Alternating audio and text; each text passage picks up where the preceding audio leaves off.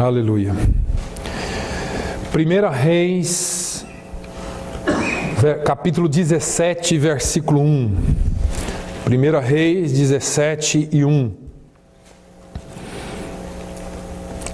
Diz assim: Então Elias, o tisbita, dos moradores de Gileade, disse a Acabe: Vive o Senhor Deus de Israel, perante cuja face estou, que nestes anos nem orvalho nem chuva haverá, senão segundo a minha palavra. Só este versículo. Eu vou repetir. Então Elias, o tisbita, dos moradores de Gileade, disse a Acabe: Vive o Senhor, Deus de Israel, em cuja face ou perante a face estou, que nestes anos nem orvalho nem chuva haverá, senão segundo a minha palavra. Amém? Nessa manhã eu estive orando a Deus e durante essa semana, uma semana muito corrida, muito atarefada, muito desafiadora, vamos dizer assim. Nós tivemos aí algumas coisas para trabalhar e às vezes eu fico me perguntando como que alguém pode ter a pretensão de pensar que pode mudar uma situação, mudar o mundo, mudar uma comunidade. Como que nós podemos ter essa pretensão? Porque parece muito grande. É possível mudar uma situação? É possível mudar uma pessoa? É possível mudar uma comunidade? É possível mudar uma nação? Parece pretensioso e existe até um ditado muito comum que diz que se você não pode mudar o mundo, mude apenas aquilo que está à sua volta, ou pelo menos aquilo que está à sua volta. Mas nós nos acomodamos com isso, porque na verdade, quando Deus nos deu o Espírito Santo, Ele pretendia, e no seu plano original, quando Ele disse: olha, ide por todo mundo, pregai o Evangelho a toda criatura, ou ide, pregai esse Evangelho às nações. Eu não vejo Jesus com uma ideia muito localizada ou muito pequena. Eu vejo um Deus com um pensamento muito grande para os seus. Eu me lembro de uma vez que eu preguei numa época de Copa do Mundo, e a Copa do Mundo foi lá no Japão. Quem lembra dessa Copa do Mundo? Japão, Coreia, acho que foi. E os jogos no Brasil passavam de madrugada, porque é invertido o horário. E eu lembro que eu estava num lugar, não me lembro se era um aeroporto, uma rodoviária, algum lugar assim, de madrugada, e eu vi tudo parado assistindo os jogos do Brasil. E naquele momento, parece que algo falou comigo, e foi mais ou menos assim: se 11 homens correndo atrás de uma bola pode parar o mundo, ou 22 homens atrás de uma bola pode parar o mundo, o que é que uma igreja cheia do Espírito Santo não pode fazer? Irmãos, isso aqui é só uma coisa que às vezes, na nossa pequeneza, nós não pensamos. Mas o que é que você, cheio do Espírito Santo, pode fazer nessa cidade? O que é que eu, cheio do Espírito Santo, posso fazer nessa cidade? Nós podemos fazer, mas falta-nos uma coisa. E isso todo crente diz que tem. Mas no fundo não tem não, me desculpe a minha sinceridade, até eu às vezes peco, e nós pecamos nisso, não digo que é sempre, mas vez por outra, se você fizer uma introspectiva, uma introspecção, não sei qual que é a palavra certa, mas você entendeu aí, você vai ver que lhe falta convicção. Convicção.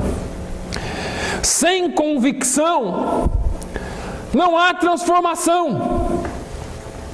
Você é crente, você é evangélico, você recebeu Jesus, diz que aceitou Jesus, diz que foi transformado, mas por algum motivo lhe falta convicção. Lhe falta realmente falar as coisas crendo que elas vão acontecer. E falta-nos essa convicção porque nos falta também algum entendimento. Segundo a Bíblia, no capítulo 16 de 1 Reis, nós vamos ver que a situação de Israel era terrível. Se você pegar os versículos 30 ao 33, por exemplo, você vai ver que o rei Acabe virou as costas para Deus. E de uma forma muito deliberada se opôs a Deus. Não só virou as costas, mas virou as costas e ainda virou o seu armamento contra Deus, a sua vida contra Deus. Ele dedicou-se à idolatria e promoveu a idolatria junto ao povo. Não só deixou de falar de Deus, mas passou a falar contra Deus, a viver uma vida oposta a Deus. E havia um número muito pequeno de fiéis. Esses fiéis estavam amedrontados e escondidos. Olha aí para o seu lado, olha para trás aí e vê quanta gente que tem aqui.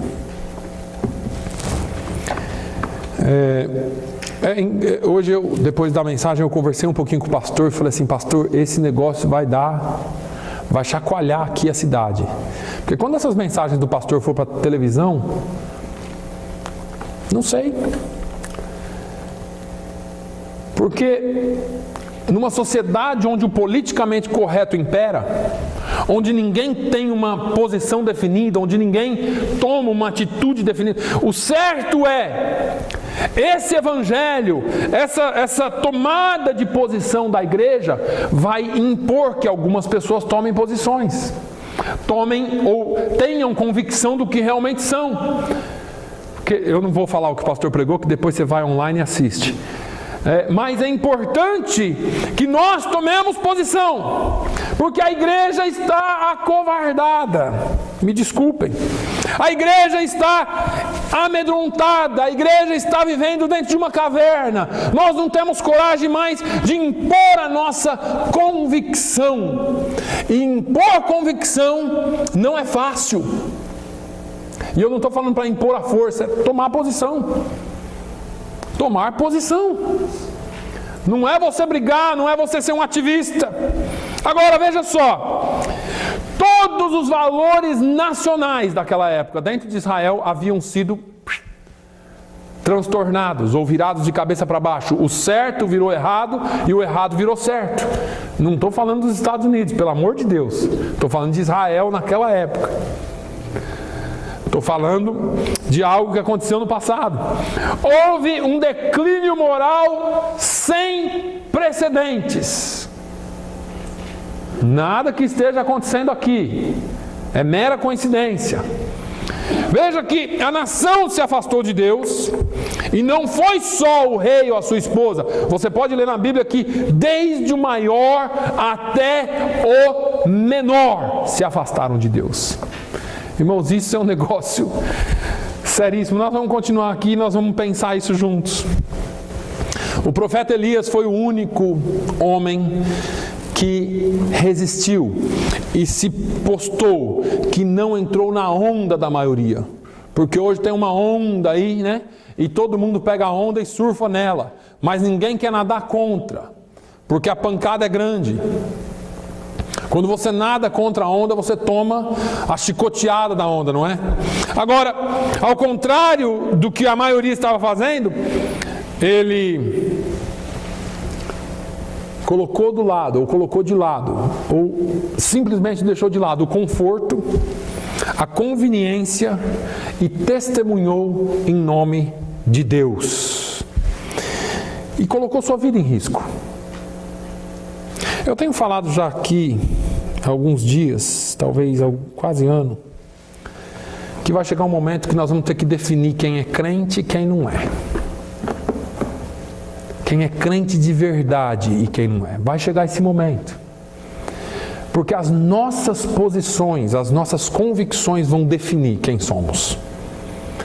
Se você é realmente crente, está disposto a pagar o preço por ser crente, está disposto a... E quando eu falo pagar preço, irmãos, não é preço de salvação. Sempre digo isso aqui. É o preço da cruz, é carregar a sua cruz. porque você não é melhor do que seu mestre. Jesus disse isso.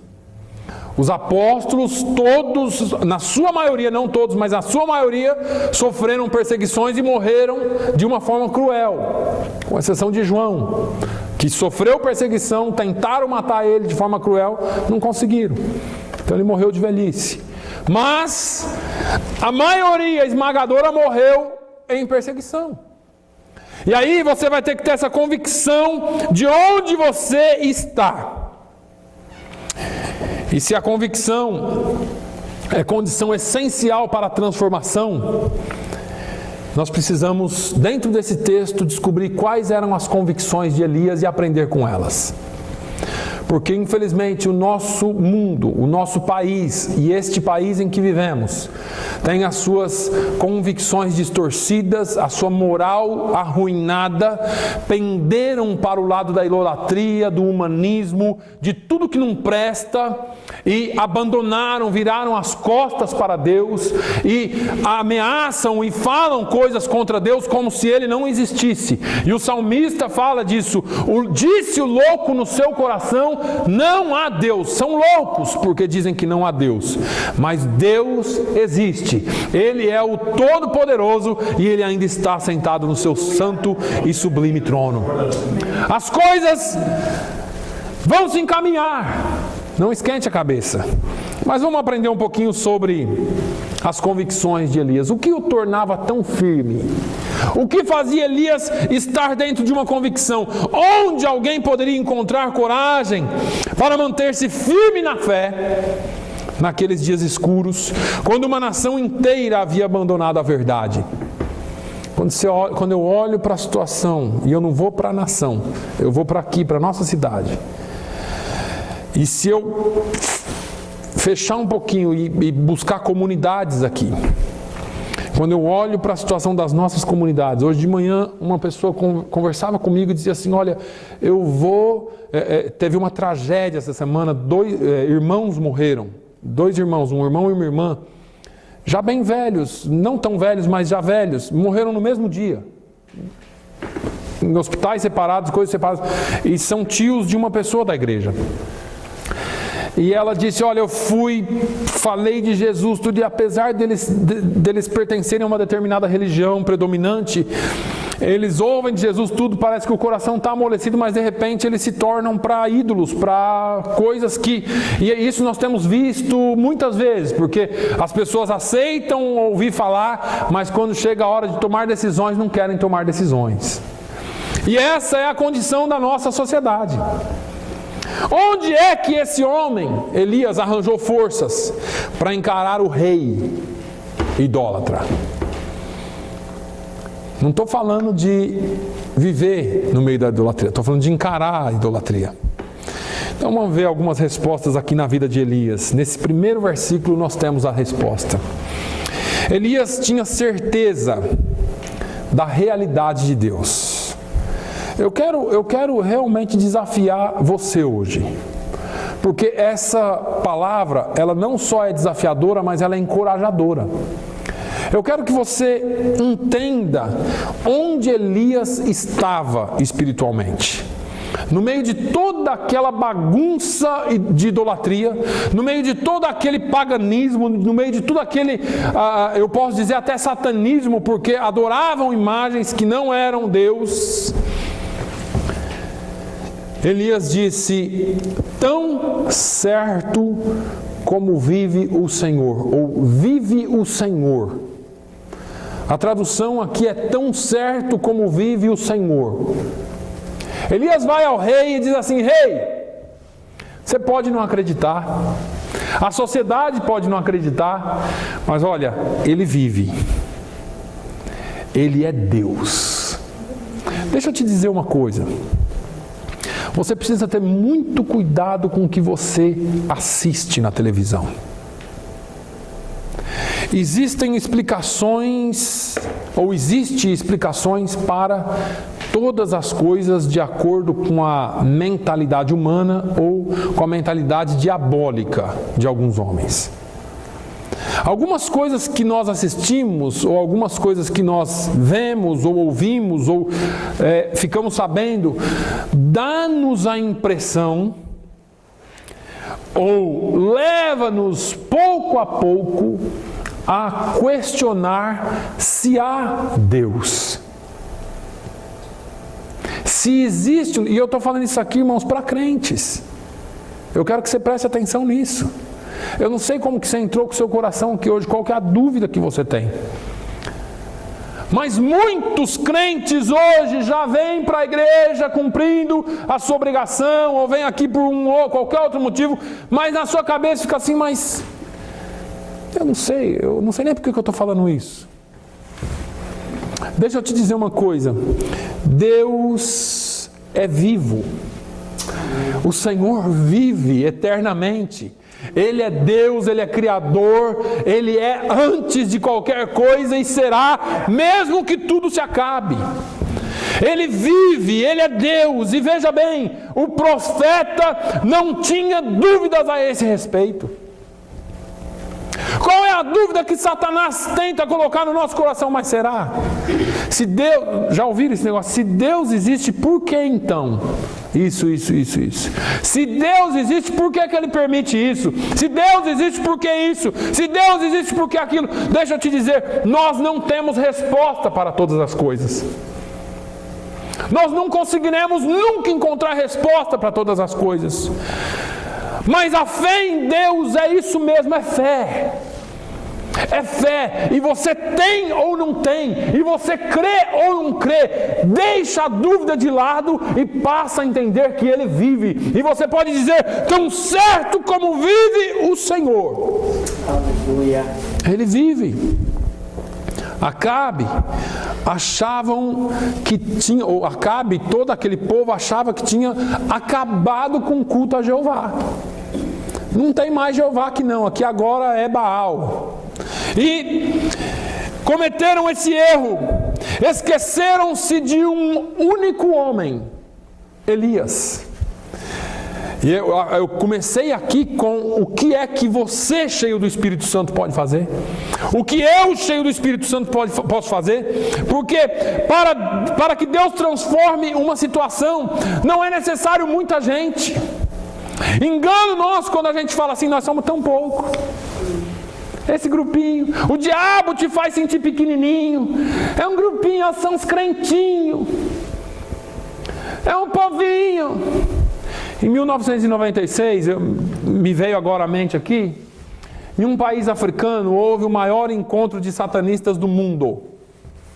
Eu não me lembro que país que foi, não sei se foi Angola ou que país que foi. Acho que eu já citei esse testemunho aqui alguns anos atrás. E na cidade tinha um pastor,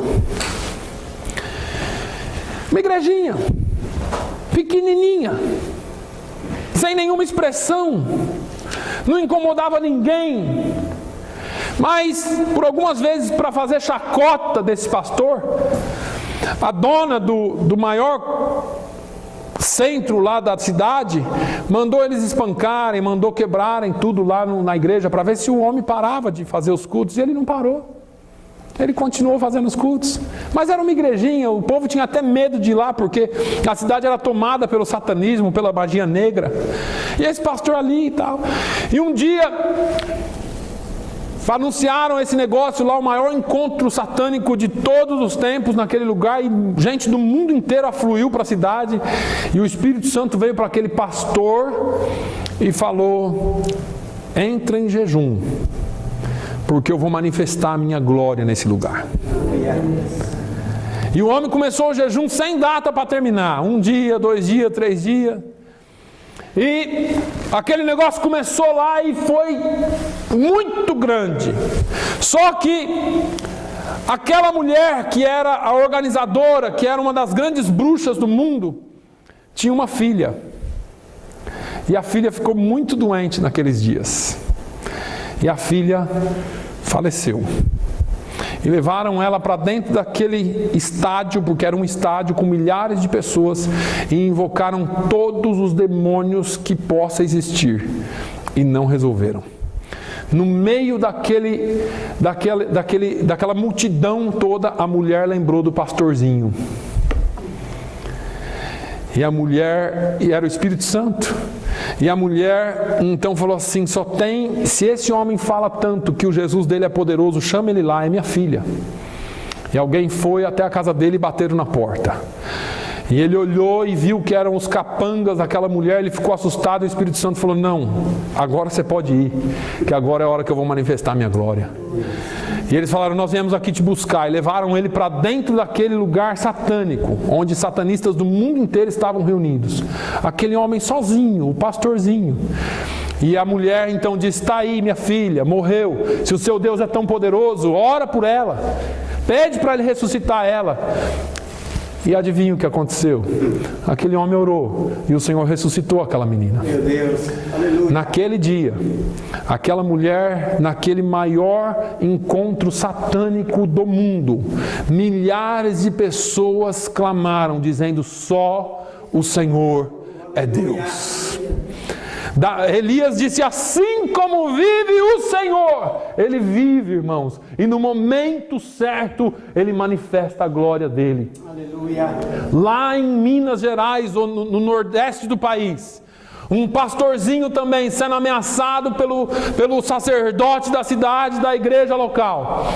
Chegou esse missionário lá e sempre eles iam lá.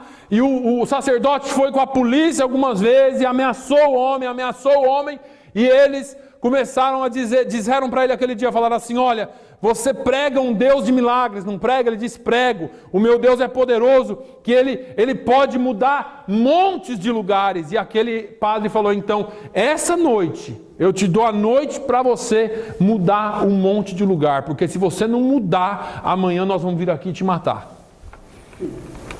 E aquele homem então entrou em desespero, começou a arrumar as malas. Falou: eu vou sumir daqui, porque se eu ficar aqui eu vou morrer. E a esposa dele, cheia do Espírito Santo, disse assim: não, se você prega esse Deus, nós vamos orar para esse Deus, porque Ele vai remover montanha. E eles entraram em oração a noite inteira. E começaram a orar. 10, 11 horas da noite, meia-noite, o tempo fechou e a chuva desceu. E desceu forte, e diz que o mar ficou tão bravo, e isso não foi em Minas, claro, porque não tem mar, foi no Nordeste. Foi no Nordeste do país. O mar ficou tão bravo que aquele monte que tinha na cidade, a água invadiu, e a água batia no monte e tirava um pedaço de terra, e batia no monte e tirava um pedaço de terra. Quando amanheceu, o padre bateu na porta da casa do homem. E o homem falou: tá vendo, mulher, agora nós vamos morrer por causa disso. E o padre veio e caiu de joelhos e disse assim: eu sei que o seu Deus é Deus, porque Ele removeu um monte de lugar. Meus irmãos, Deus pode fazer sim. Basta você ter na sua mão, na sua vida, a convicção de que Ele é Deus. Nós não precisamos de muita gente. Nós precisamos de um homem. Lembra de Ezequiel? Procurei um homem que se pusesse na brecha e construísse, reparasse o muro, para que eu não destruísse essa terra, mas a ninguém achei. O Senhor está à procura de um homem, de uma mulher, que possa se colocar na brecha, que possa dizer: assim como vive o Senhor, tão certo como vive o Senhor, isso vai acontecer. É fé. Elias tinha certeza. Um dos aspectos mais fascinantes do cristianismo é o poder de transformar vidas. Mas se nós não tivermos essa convicção, porque o mundo não se impressiona com o nosso discurso mais. O mundo não se impressiona mais com o que nós falamos. O mundo se impressiona quando você e eu vivemos o caráter cristão. Quando eu e você pregamos com poder. Existe na nossa vida, na sua vida, algo que não possa ser explicado pelo mundo natural? Tem alguma coisa na sua vida que ninguém consegue explicar? Me fala. Você tem que falar. Para você mesmo. Existe alguma coisa em mim que ninguém explica? Alguma prova concreta da realidade de Deus na sua vida?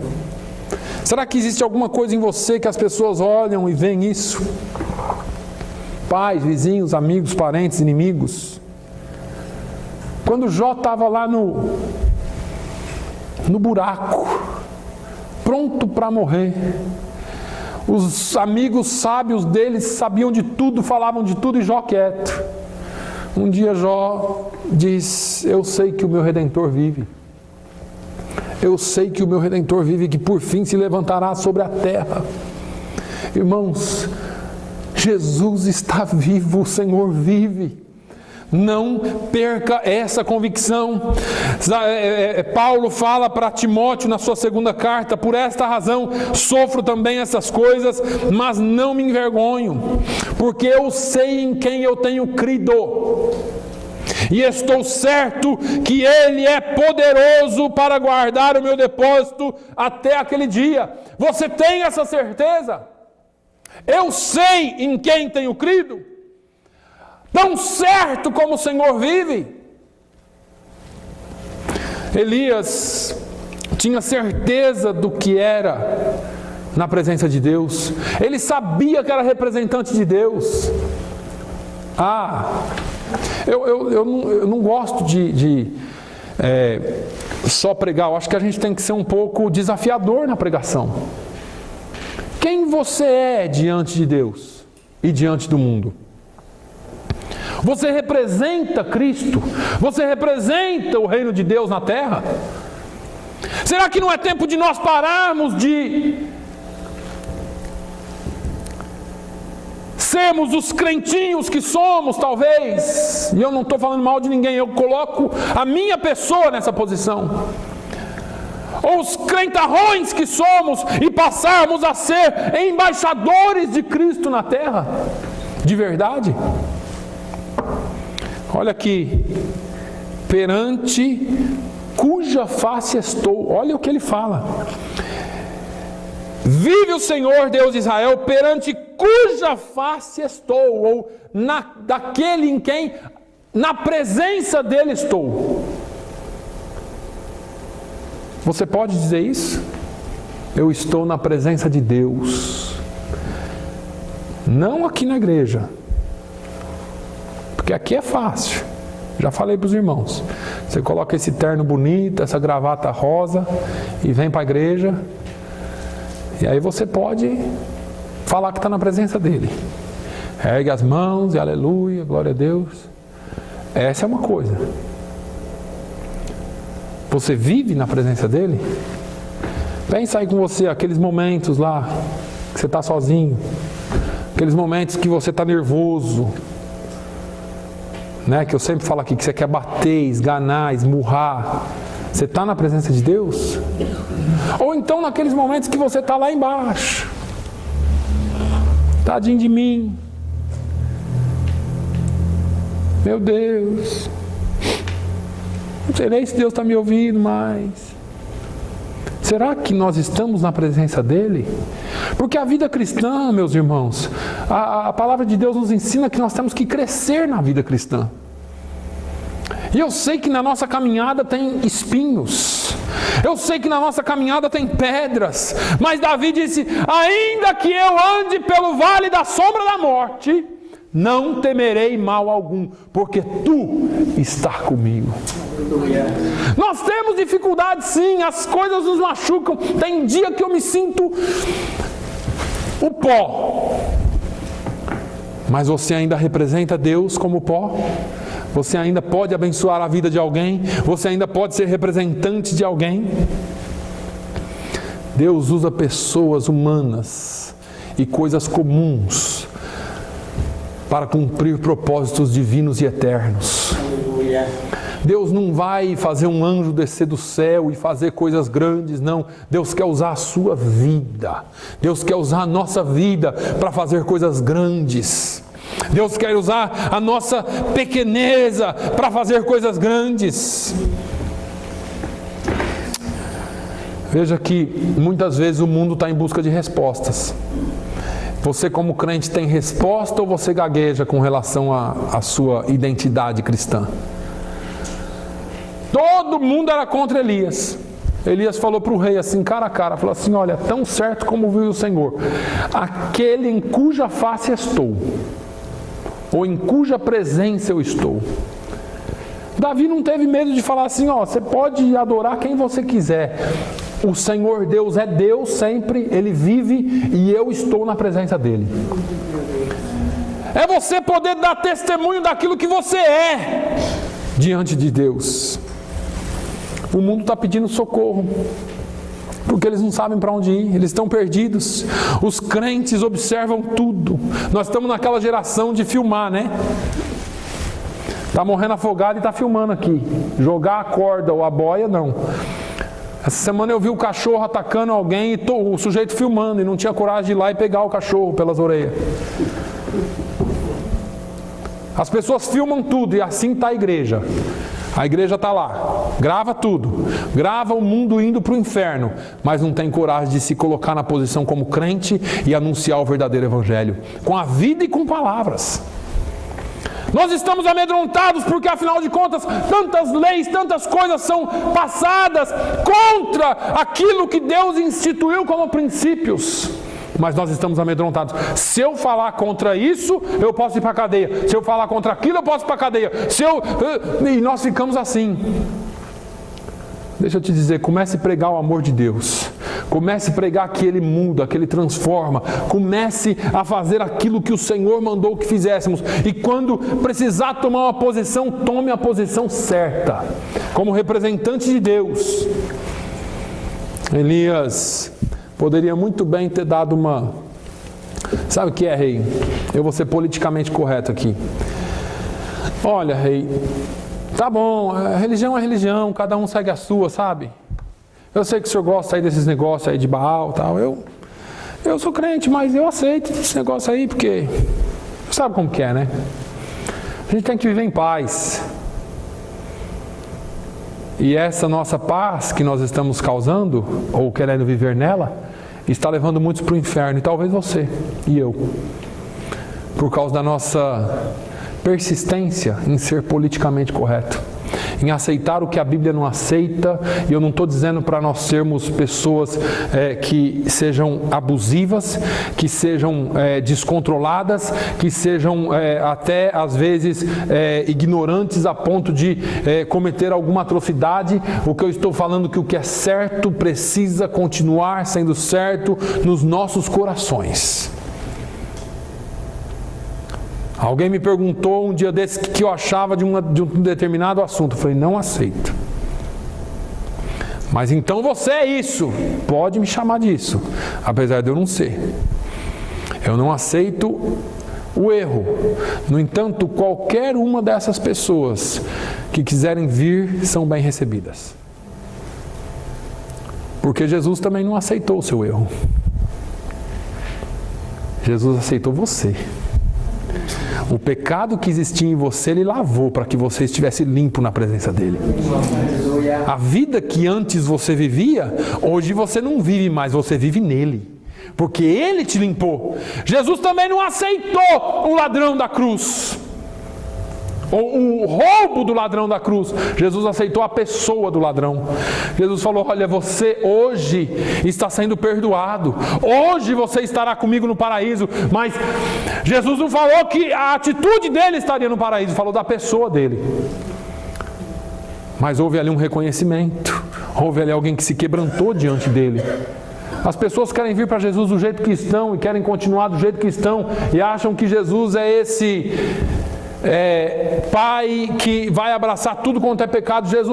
Pecado e Jesus não combina, porque são duas coisas opostas. Santidade e erro não existe como entrar. Isaías sentiu isso na pele quando ele entrou na presença de Deus.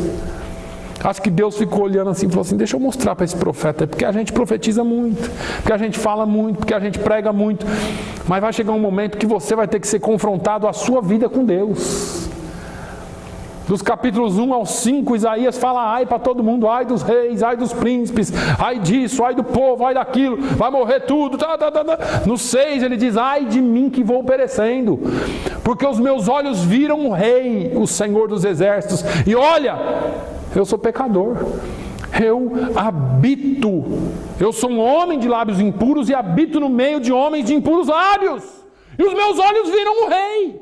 Irmãos, Isaías não estava falando de roubo, de furto, de morte, disso. Isaías falou que de vez em quando ele falava alguma coisa, ou alguma palavra dele era um pouco dura. E quando ele foi confrontado com a presença de Deus, porque na santidade, na presença da santidade de Deus, o mínimo pecado tem que ser queimado, porque nós não podemos entrar na presença dele assim.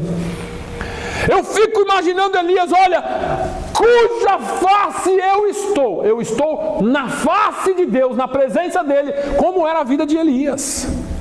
Tanto que João Batista veio no espírito de Elias. Só Elias enfrentou o rei cara a cara e falou assim. E depois João Batista.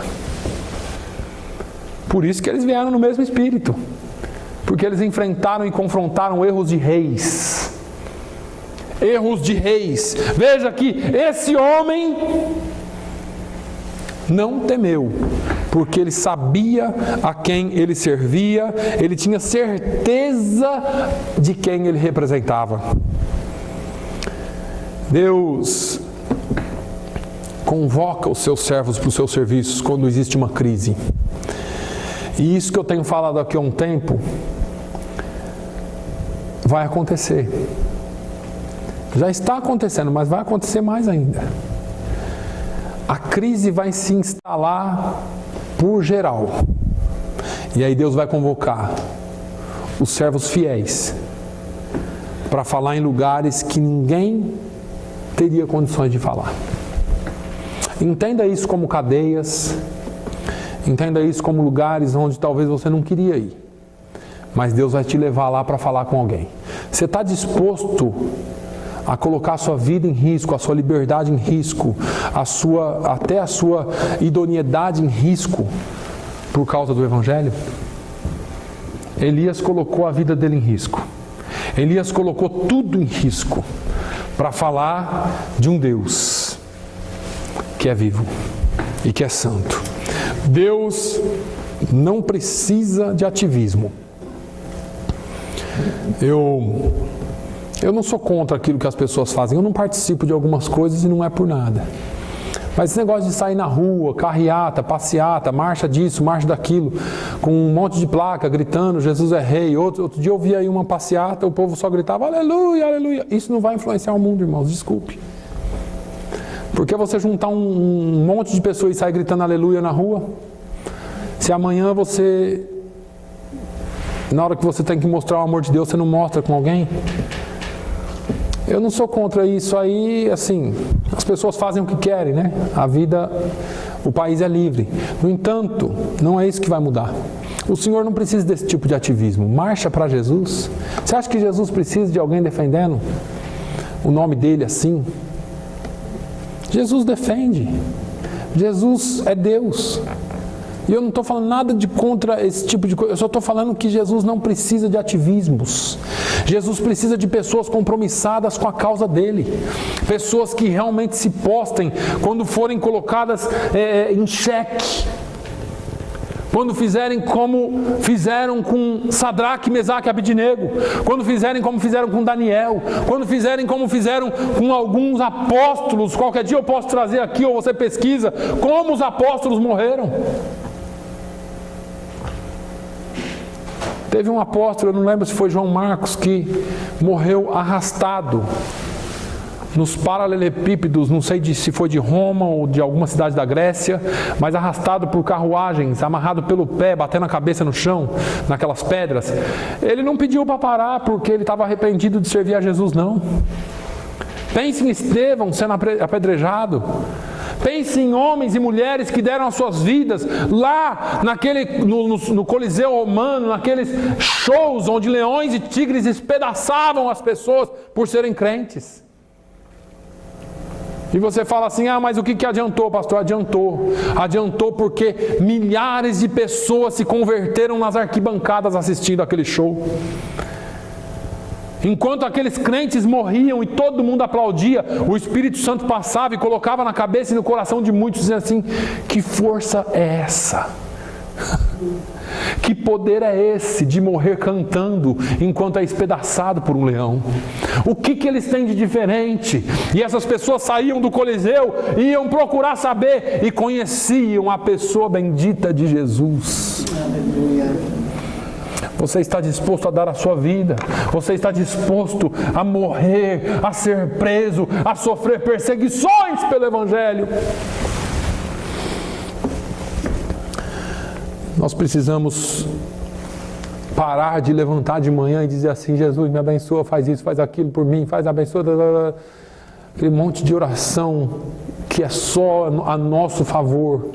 Deixa eu te dizer uma coisa, se você pertence a Deus, você é a menina dos olhos dele e está guardado debaixo das suas asas. Você não precisa ficar orando todo dia para Deus te proteger, para isso, para aquilo, não. Comece a levantar e dizer assim: Senhor, como é que eu posso ser uma bênção na sua causa hoje? Como é que eu posso ser uma bênção na vida de alguém hoje? Como é que eu posso representar o seu reino hoje? Porque nós temos uma visão egoísta do Evangelho, porque nós temos uma visão de que Deus tem bênçãos. Deixa eu te dizer, a maior bênção que você pode ter é Deus. E se você já tem Deus, se você já tem Jesus, você já é mais do que vencedor. Você não precisa de mais nada, Ele sabe, irmãos. Tem hora que meu filho nem me pede: pai, eu preciso disso. Não. Às vezes ou eu ou a mãe já vê, está precisando disso. Você acha que Deus é mais burro que eu? Que sou ser humano e consigo ver a necessidade de um filho meu? Jesus falou assim: olha, os homens maus, sendo maus, dão coisas boas para os seus filhos. Se o filho pedir pão, ele vai dar escorpião? Imagine vocês o nosso Pai Celestial. Irmãos, você não precisa pedir nada para Deus, Ele vai dar. Ele cuida dos seus, Ele é fiel. Agora, e eu não estou aqui pregando contra a oração não, porque tem hora que nós vamos ter que pedir. O que eu estou falando aqui é que as nossas orações são centralizadas em nós, egocentrais, né? Ou egoístas. Oh meu Deus, a gente vem para cá e esquece o inglês, não aprende inglês, esquece o português e vira essa mistura toda. Egocêntrica. Obrigado, Márcia. Nós somos representantes de Deus na terra. Paulo falou, segundo a segunda carta aos Coríntios, no capítulo 5, de sorte que somos embaixadores por Cristo, ou embaixadores de Cristo, como se Deus por nós vos exortasse. Você pode dizer em nome de Deus? Você pode falar em nome de Deus? De verdade? Ou só assim, olha, assim diz o Senhor, essa noite vai chover dinheiro no seu quintal? Tem essas profecias, tem um monte aí. Quero ver se você pode dar uma palavra mesmo e aquilo acontecer. Quero ver se você pode mesmo dizer em nome de Deus, porque você entra na presença dEle e sabe que Ele te escuta e te responde por quem você é em Jesus. Por quem você sabe que Ele é. Não é pelo seu muito mérito, mas é pelo que você é em Jesus. Pela sua fé, pela sua crença, porque sem convicção não há transformação. Elias tinha certeza de que o poder de Deus estava à sua disposição. Não disposição dele para fazer o que alguns estão fazendo hoje aí, né? Oh, meu Deus. Segundo a minha palavra, nem orvalho e nem chuva haverá nestes anos. Segundo a minha palavra. Olha, isso aqui é um negócio muito forte. Eu vejo gente colocando gente na cama. Deus vai te pôr na cama, no leito, no isso, naquilo. Mas não tem uma palavra de transformação. Eu já vi ministros, ou os que são chamados ministros, amaldiçoando o povo. Como que Elias tinha essa certeza? Como que Elias sabia? Ele tinha algum tipo de poder especial? O que os irmãos acham? Elias era tão poderoso assim? Tiago fala que ele era um homem sujeito às mesmas paixões que nós. que ele era um homem igualzinho eu e você. Não tinha nada de diferente. A única diferença dele era que ele sabia, ele tinha convicção de onde ele estava. Convicção de quem era ele no Senhor. Seu segredo era intimidade. Intimidade com Deus. O nosso mal é achar que o poder de Deus está à nossa disposição quando nós precisamos. E nós pensamos e fazemos de Deus o 911 na nossa vida espiritual. Ai, Jesus, agora me ajuda, que senão eu vou entrar em depressão, meu Deus. E a gente entra nesse evangelho que acredita que Deus só está ali para socorrer em alguns momentos.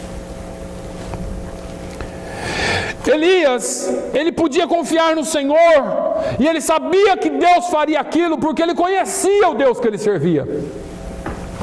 Ele não era só embaixador de Deus por palavras. As palavras que Elias falou estavam embasadas na lei, na Escritura, na palavra de Deus. Deuteronômio 11, 16 e 17 diz: guardai-vos para que o vosso coração não se engane, e vos desvieis, e sirvais a outros deuses, e os adoreis, e a ira do Senhor se acenda contra vós, e feche ele o céu, e não caia chuva, e a terra não dê o seu fruto, e cedo pereçais da boa terra que o Senhor vos dá. Em outras palavras, Elias sabia que a palavra de Deus é poderosa para transformar o mundo. Elias estava vendo a situação, ele conhecia a palavra de Deus, ele falou: esse negócio aí vai dar errado.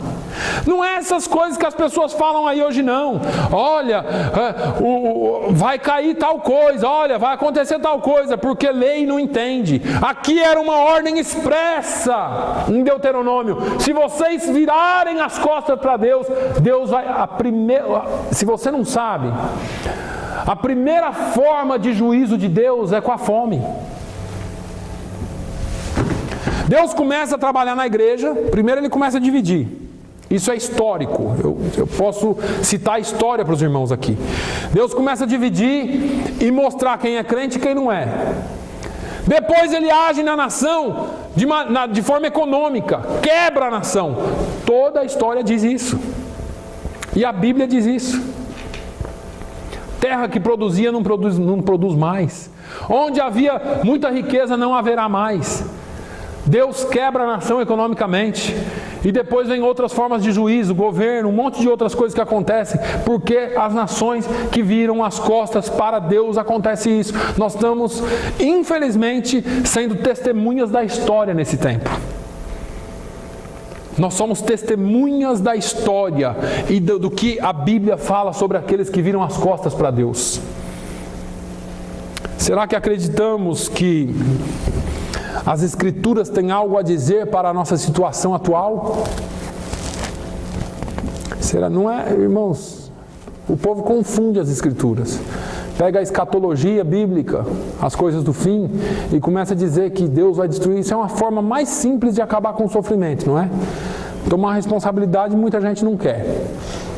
Responsabilidade de crente, de ser crente fiel nesse tempo de dificuldade, as pessoas não querem. É melhor que Jesus volte amanhã ou hoje, manda um meteoro e destrói tudo, assim a gente vai para o céu. Mas não é assim que acontece, infelizmente. Deus quer que você e eu nos posicionemos no tempo difícil, no tempo de angústia, no tempo de tristeza, no tempo de dificuldade, para mostrar quem Ele é para os outros. Só vai haver conversão. As maiores conversões em massa e os melhores tempos do cristianismo na terra se dão em tempo de perseguição. Leia Atos. O evangelho explodiu, quanto mais se perseguia, mais crescia. Vai lá agora na Arábia, onde centenas e milhares de crentes estão morrendo com um tiro na cabeça, cabeça cortada, morre um, nasce 100. Por quê? Porque as pessoas ficam admiradas. O Espírito Santo trabalha nesses momentos, irmãos. Você só não quer ser aquele que vai perder a cabeça, né? Você fala tanto que é ser usado por Deus, mas quando fala que é para perder a cabeça, para ganhar outro, você não quer. Mas a igreja tem que se definir nesse momento. Porque como é que nós vamos nos comportar no momento de perseguição? Se a polícia chegar aqui amanhã e falar, ó, a igreja está fechada e não tem mais. Não tem mais prédio, a igreja não morre. A igreja vai continuar triunfante no nome de Jesus. O culto amanhã vai ser lá na casa da irmã Janaína e do irmão Marcelo. No outro dia vai ser na casa do irmão Manuel, no outro dia na irmã Luísa, no outro dia... Aí nós vamos ter culto todo dia. Porque antes era só de quarta e domingo, agora nós vamos fazer todo dia. E vocês vão ver como Deus vai derramar o seu poder e manifestar a sua graça salvadora. O fato é que nós ficamos presos às coisas que o diabo mostra. Está assustando nada, irmão. Se põe na sua posição de crente, fiel, como Elias. E se você precisar fugir, Deus vai falar, foge. Que ele falou com Elias. Agora, se Deus quiser fazer conforme ele fez com Tiago, também ele vai fazer. Corta a cabeça no outro dia. Não tem problema. O nome do Senhor vai ser glorificado de qualquer forma. E nós vamos continuar triunfantes. Agora, precisamos ter convicção. Precisamos ter convicção de quem é Deus. Precisamos ter convicção de se somos ou não representantes dele. Precisamos ter convicção de que o poder de Deus está à nossa disposição para servi-lo e não para sermos servidos. Você vai ter que decidir. Você vai usar o poder de Deus para quê? Para o seu serviço. E aí vem a palavra de Deus falando assim, acho que é Tiago, pedi, nada recebeis, porque não sabeis pedir. Pedem para gastar nos vossos próprios deleites. Deus não é seu empregado, Deus não é meu empregado. Jesus, paga meu cartão de crédito. O negócio é pôr a barba de molho, trabalhar e pagar esse negócio. Assumir responsabilidade. Viver uma vida santa. Porque Deus espera que você seja bênção na vida de alguém. Porque Deus espera que você seja uma bênção no reino dele. Irmãos, é hora de nós crentes pararmos de ser coitadinhos. Deixa eu te dizer uma coisa, que Deus nessa manhã te renove para que você saia daqui com forças, tendo certeza de quem é o seu Deus. Aleluia. Porque chorar eu também tenho vontade. Porque às vezes eu também tenho vontade de desistir. Porque às vezes eu também tenho vontade que Deus pare tudo, acabe com tudo para que eu vá para a glória, glorificar o nome dele eternamente. Mas deixa eu te dizer, Deus tem um plano traçado para a sua vida e ele não vai mudar. O plano dele está estabelecido e ele quer que você seja bênção na vida de outros. Glória a Deus, Senhor. Amém? Amém. No fim você sabe a história. Baal foi derrotado. Porque Deus é Deus. Deus é Deus. O rei Acabe foi deposto. A sua esposa maligna foi morta e comida por cachorro. Porque Deus não se deixa escarnecer. Aquilo que o homem planta, o homem colhe. E eu e você precisamos plantar bênçãos na vida de outros, porque as bênçãos de Deus te acompanharão e te alcançarão. Amém? Glória a Deus. Feche os seus olhos. Senhor, eu te louvo pela tua palavra. Tua palavra que é santa, que é justa. Meu Deus, se alguém entrou aqui hoje sem convicção de quem o Senhor é, da nossa posição diante de Ti e de quem nós somos, meu Deus, no nome de Jesus, transforma. Que o Teu Santo Espírito possa colocar em nós convicção de quem é o Senhor, daquilo que nós, ou na Sua presença estamos, e daquilo que nós representamos para o Seu reino. Nós não somos aqui coitadinhos, nós não somos aqueles que o diabo pisa, não. Nós somos mais do que vencedores. Somos corpo onde a cabeça é o Senhor, e nós somos vencedores em Ti. Pai, que a Tua vitória, que o Teu shalom, a paz que excede todo entendimento, inunde corações e que nós saiamos daqui marchando confiantes em Ti para a honra e glória do Teu nome. Senhor, nós Te pedimos em nome de Jesus que nos leve em paz e a Tua paz esteja conosco durante essa semana. Guarda-nos e visita, Senhor, aqueles que não puderam estar aqui, no nome de Jesus. Que o amor de Deus, a graça do nosso Senhor e Salvador Jesus Cristo, a comunhão e a consolação do Espírito Santo seja sobre todo o povo de Deus hoje e sempre. Todos digam amém.